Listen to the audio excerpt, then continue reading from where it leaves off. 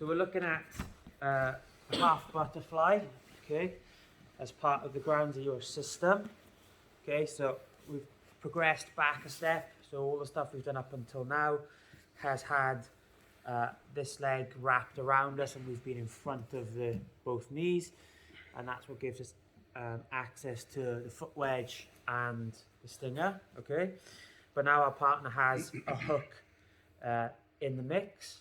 Okay, so it's not as straightforward now for the pin or the pass, because we're kind of floating between me and being in control and Johan being in control. Okay, if the grips favour him, then he's going to be able to sweep and attack me. If the grips favour me, I should be able to pass, but that's where the fight will be. Okay, so what we looked at yesterday was progressing to the pin, so we'll just cover that off again.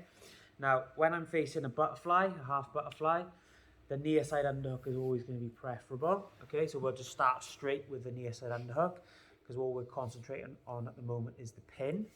Okay, so when I have the near side underhook, I like to come through and take a grip around the neck, okay, like a clinch hook. So it allows me to anchor onto something, and it gives me extra connection to my partner. Okay, so I've got connection to what I call the head, okay, anything in here, and I've got connection to the armpit. So one of my limbs is controlling a lot of my partner's inside space. Okay, now if I keep my legs open, so my feet aren't crossed, even with this grip, Johan should be able to lift me with this hook, okay, which is going to be a problem. Okay, so to deal with that, I'm going to tie my legs off. So we'll spin around so the camera can see, and you can see obviously.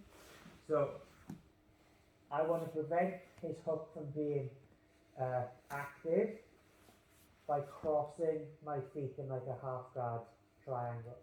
Okay, so the leg that's engaged in the hook goes behind the knee of my free leg.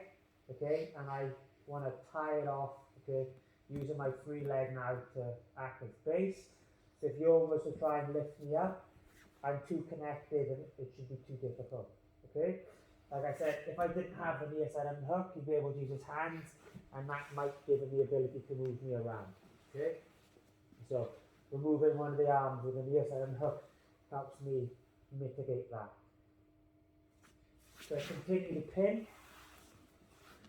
I want to take his knee from facing towards me. Okay, so if we draw a line from his hip to the ceiling, anything this side is facing towards me, anything that side is facing away. Okay, so if I can move my hips across, I can get that knee to face away from me. Okay, this will make the hook less effective. Okay, so if I can get to this position, if he does lift me now, he's lifting me in a position where I'm not really going to get swept from. Okay, so we'll just start off with this. Get into this position, person on the bottom, try and work. Okay, so Johan tries to move me around. I should be able to maintain this pretty securely.